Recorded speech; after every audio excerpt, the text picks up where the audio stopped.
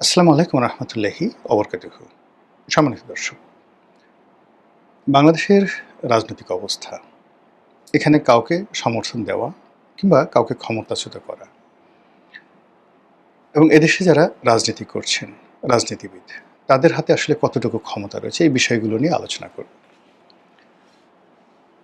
আপনারা জানেন যে এই বিএনপি ক্ষমতা আসার আগে খুব জনপ্রিয় একটা স্লোগান ছিল, দিল্লি না, পিন্ডি না, ঢাকা ঢাকা ঢাকা, এরকম একটা কথা।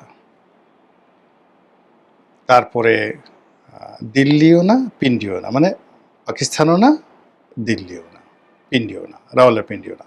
পিন্ডি তো এখন নাই, এখন সেটা ইসলামাবাদে চলে আসছে, কিন্তু ওইভাবে বলার চেষ্টা করলো। আরেকটা স্লোগান ছিল, সবার আগে বাংলাদেশ, বাংলাদেশ ফার্স্ট। আরেকটা স্লোগান ছিল, আই হ্যাভ এ প্ল্যান। এরপর ওটা চলে গেল, উই হ্যাভ এ প্ল্যান।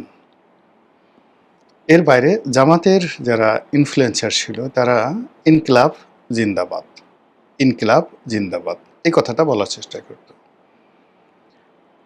আর জামাতের ওই যে প্রচার প্রপাগান্ডা, আমরা ভালো মানুষ, আমাদেরকে ভোট দিলে দেশের উপকার হবে, এমনকি জামাত ইসলামে ভোট দিয়ে যদি কেউ একটা বিড়ি টানে সেটাও নাকি জান্নাতের, এরকম কথাবার্তা নানা রকম নির্বাচনকে কেন্দ্র করে, নির্বাচনের আগে পরে জয়লাভের জন্য অনেক অনেক কথা বলেছে।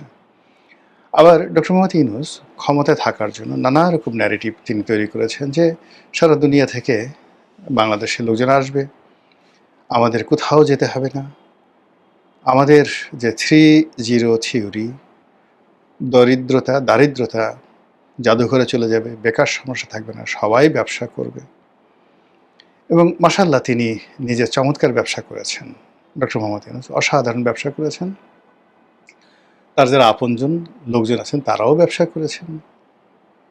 তারপরে তিনি চলে গেছেন। তো চলে যাওয়ার পরে এখন এরকম একটা জটিল অবস্থা তৈরি হয়ে গেছে যে এখন আর আসলে দিল্লি পিন্ডির মধ্যে স্লোগান দিল্লি না পিন্ডি এই থাকছে না। এখন একটাও থাকছে না দিল্লি, পিন্ডি, ওয়াশিংটন বা বেইজিং কিনা, এটা বলা যাচ্ছে না। এর কারণ হলো যে আমাদের এখন এই মুহূর্তে যা কিছু হচ্ছে, এখানে কোনো পলিটিক্যাল ডিসিশন, পলিটিক্যাল নেগোসিয়েশন এটা হচ্ছে না এই বাংলাদেশে এখন। মানে আমরা যেটাকে দিল্লির সাউথ ব্লক বলি, দিল্লিতে সাউথ ব্লক বলি, যেখানে দিল্লির রাজনীতিবিদরা থাকেন। বাংলাদেশের বিষয়গুলো নিয়ে সেই সাউথ ব্লকের যারা কর্মকর্তা রয়েছেন, থিঙ্ক ট্যাঙ্ক রয়েছেন, রাজনীতিবিদ রয়েছেন, তারা আর বাংলাদেশের বিষয়টা দেখাশোনা করছেন না। বাংলাদেশের বিষয়টা দেখাশোনা করছে, আমরা বাংলাদেশে যেটিকে উত্তরপাড়া বলি, তো সেখানে তাদের যে মিলিটারি ইন্টেলিজেন্স রয়েছে, তাদের যে নিরাপত্তা বিভাগ রয়েছে, নিরাপত্তা বিশ্লেষক রয়েছে অজিত দোভাল, তিনি তার সঙ্গে সঙ্গে তাদের বিদেশের মাটিতে যে সকল কমব্যাট চালানো হয়, অপারেশন চালানো হয় রয়ের মাধ্যমে, মোসাদ, সিআইএ, এই প্রতিষ্ঠানগুলো বিদেশের মাটিতে যখন কোনো সামরিক অভিযান পরিচালনা করে, গুপ্ত হত্যা করে, অপারেশন পরিচালনা করে, যে কমব্যাট পরিচালনা করে, এটি তখন আর রাজনীতিবিদদের হাতে থাকে না। রাজনীতিবিদরা এটা জানেই না। রাজনীতিবিদরা তাদের যে টোটাল যে ফাইলগুলো, সেই ফাইলগুলো তারা তাদের ডিফেন্স মিনিস্ট্রিতে চলে যায়। এমনকি এমন কতগুলো গুরুত্বপূর্ণ থাকে যে তাদের ডিফেন্স মিনিস্টার, যেমন ভারতের এমন অনেক গুরুত্বপূর্ণ বিষয় আছে যেগুলো অজিত দোভাল জানেন, কিন্তু প্রতিরক্ষামন্ত্রী রাজনাথ সিং জানেন না। আবার পাকিস্তানের অনেকগুলো বিষয় রয়েছে যেগুলো সেনাপ্রধান জানেন, অসীম মুনির জানেন, কিন্তু প্রধানমন্ত্রী জানেন না। এবং এইটা যে কতটা গুরুত্বপূর্ণ, এটা আবুল মনসুর আহমদের আমার দেখা রাজনীতির যে 40 বছর, সেই বইতে তিনি খুব চমৎকারভাবে বর্ণনা করেছেন। তিনি অল্প কয়েকদিনের জন্য ভারপ্রাপ্ত প্রধানমন্ত্রী ছিলেন, যখন হোসেন সৈয়দ সোহরাওয়ার্দী আমেরিকাতে গিয়েছিলেন, বেশ কিছুদিনের জন্য তাকে ভারপ্রাপ্ত প্রধানমন্ত্রী করা হয়েছিল। ঠিক ওই সময়টাতে তিনি যখন কিছু সামরিক গুরুত্বপূর্ণ নথি দেখতে চাইলেন, স্থাপনা দেখতে চাইলেন, তখন তাকে জানানো হলো যেটা আপনি তো দূরের কথা নির্বাচিত প্রধানমন্ত্রী, তাকেও জানানো হয় না, এবং এই সমস্ত জায়গাতে কখনো রাজনীতিবিদদের ঢুকে দেওয়া হয় না, ইট ইজ অ্যাবসলিউটলি মিলিটারির বিষয়। এই কথাটা উনি লিখে গেছেন। তো তদ্রূপ আমাদের বাংলাদেশেও অনেক কিছু বিষয় আছে যেগুলো আসলে অ্যাবসলিউটলি সামরিক বিষয়, যেটা প্রধানমন্ত্রীকেও জানানো হয় না। আবার ভারতও আছে, পাকিস্তান আছে এবং আমেরিকাতেও আছে। এখন বাংলাদেশের যে বিষয়গুলো আছে এই মুহূর্তে, বাংলাদেশের বিষয়গুলো আছে সেটা পলিটিক্যাল সলিউশন বা পলিটিক্যাল যে মানে ইনফ্লুয়েন্স, এই ইনফ্লুয়েন্সের পর্যায়ে নেই। যখন একটা রেজিম চেঞ্জ হয়, যেমন বাংলাদেশের শেখ হাসিনার যে রেজিমটা চেঞ্জ হয়েছে, এই রেজিমটা চেঞ্জ হওয়ার পিছনে জো বাইডেন বা তাদের পররাষ্ট্রমন্ত্রী যারা ছিলেন তাদের ভূমিকার চাইতে এখানে যেটা বন্ধ করা হয়েছে রিসেন্টলি, সেটা হলো তাদের একটা প্যাসিফিক কমান্ড ছিল, ইন্দো প্যাসিফিক কমান্ড। তো সেই ইন্দো প্যাসিফিক কমান্ডের নেতৃত্বে যারা মিলিটারি বিশেষজ্ঞ ছিলেন তারা এটা হ্যান্ডেল করবে। যদি ডিপ স্টেট, পাকিস্তানও ঠিক সেম ঘটনা ঘটেছে, অর্থাৎ ইন্দো প্যাসিফিক কমান্ড থেকে সেটা আসছে। ইন্দো প্যাসিফিক কমান্ডের সঙ্গে সরাসরি পেন্টাগনের যোগাযোগ, আর পেন্টাগনেরই একটা অংশ হলো সিআইএ। আর সিআইএর দুটো শাখা আছে, একটা হলো পলিটিক্যাল শাখা আর একটা হলো মিলিটারি শাখা। মিলিটারি শাখা সরাসরি সামরিক বাহিনী কর্তৃক নিয়োজিত হয়, আর পলিটিক্যাল যে বিষয়টি সেটি প্রেসিডেন্ট ডোনাল্ড ট্রাম্প তার ইচ্ছা মতো সিআইএর প্রধান বা নিরাপত্তা বিশ্লেষক যেমন তুলসী গ্যাবার্ডকে নিয়োগ দেওয়া হয়েছিল ঠিক ওই রকমভাবে নিয়োগ দেওয়া হয়। তো সেই দিক থেকে যদি বাংলাদেশে ডিপ স্টেট পলিসি আমেরিকা করে থাকে এবং সেটা করেছে, ডোনাল্ড ট্রাম্প বলেছেন, তাহলে এটা আর হোয়াইট হাউসের বিষয় নেই, এটা আর ওয়াশিংটনের বিষয় বলা যাবে না, এটা পররাষ্ট্র মন্ত্রণালয়ের বিষয় বলা যাবে না, এটা মার্কিন যাকে বলা হয় ডিপার্টমেন্ট অফ জাস্টিস সেটার বিষয় বলা যাবে না, এটা সিনেটে আছে বা কংগ্রেসে আছে, কংগ্রেসের বিলের মধ্যে জড়িত না, এটা অ্যাবসলিউটলি 100% পেন্টাগনের হাতে চলে গেছে। তো যখন পেন্টাগন তার শক্তিমত্তা, মিলিটারি ইন্টেলিজেন্স এগুলো ব্যবহার করে অনেকটা সেমি যুদ্ধ, গেরিলা যুদ্ধ কিংবা একটা দেশকে উত্তপ্ত করার ক্ষেত্রে, সেখানে আক্রমণ পরিচালনা করার ক্ষেত্রে যা কিছু করে, তখন সেই সকল দেশ মোটামুটি একটা যুদ্ধ ঝুঁকির মধ্যে থাকে, অভ্যন্তরীণ কিংবা বহির্শত্রু এরকম একটা যুদ্ধের মধ্যে থাকে। যেমন এখন যেটা তাইওয়ানের বিষয়টা বা ইরানের বিষয়টা, ইউক্রেনের বিষয়টা, এটা আসলে ডোনাল্ড ট্রাম্পের উপর নির্ভর করে, সে শুধুমাত্র বকর বকর করছে। পুরো বিষয়টি আসলে নির্ধারিত হচ্ছে পেন্টাগন থেকে। কাজে আমাদের দেশে ফার্স্ট থিং হলো আপনাকে বিশ্বাস করতে হবে যে কোনো আপনার ডিপ স্টেট নেই, কোনো ডিপ স্টেট ছিল না, নাথিং। তাহলে আমেরিকার সাথে যে বাংলাদেশের সম্পর্ক ঢাকা ভার্সেস ওয়াশিংটন হবে। আর যদি এখানে ডিপ স্টেট থাকে তাহলে আপনি বলবেন Dhaka versus Pentagon, Dhaka versus, এর বাইরে কোনো দাড়ি কমা সেমিকোলন কিচ্ছু নেই। আর আমাদের যারা রাজনীতিবিদ তারা যতই মার্কিন পররাষ্ট্র দপ্তরে দৌড়াক, ডোনাল্ড ট্রাম্পের অফিসে দৌড়াক, লবিস্টের পিছনে দৌড়াক, কিন্তু এটা সামরিক চ্যানেলে যতক্ষণ না পর্যন্ত এটা নেগোসিয়েশন না হবে ততক্ষণ পর্যন্ত এই যে একটা গ্যারাকল জাতাকল এর মধ্যে থেকে আমেরিকার জায়গা থেকে আমরা বেরোতে পারবো না। এই গেল আমেরিকা অর্থাৎ পেন্টাগন। Secondly Mossad. এখন মোসাদকে বলা হয় পৃথিবীর সবচেয়ে দুর্ধর্ষ, এর চেয়ে দুর্ধর্ষ, এর চেয়ে ইফেক্টিভ এবং এর চেয়ে ধ্বংসাত্মক বিষয় নেই।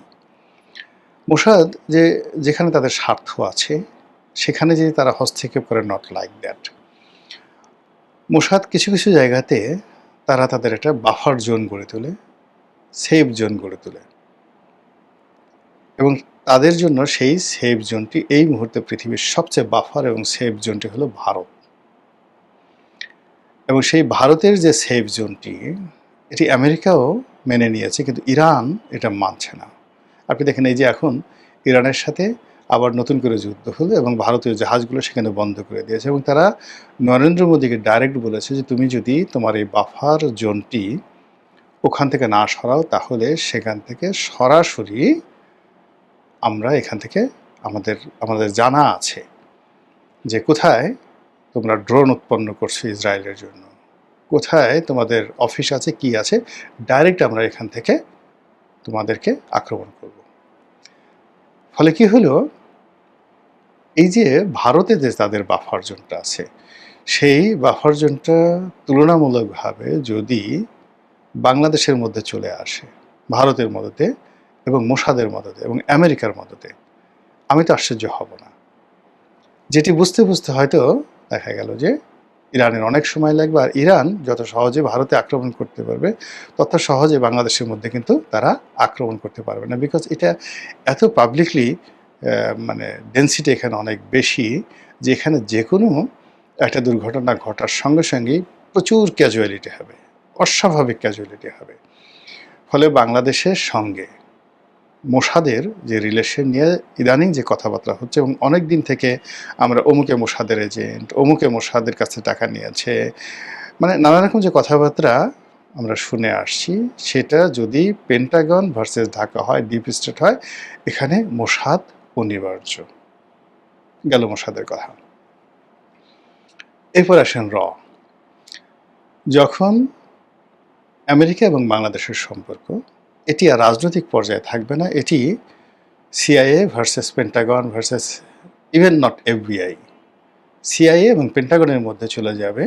ঠিক সেই সময়টাতে ভারতও এই বিষয়টি আর পলিটিক্যালি সলিউশন করবে না, করতে পারবে না, তাকেও তার সেই মিলিটারি উইংসকে কাজে লাগাতে হবে।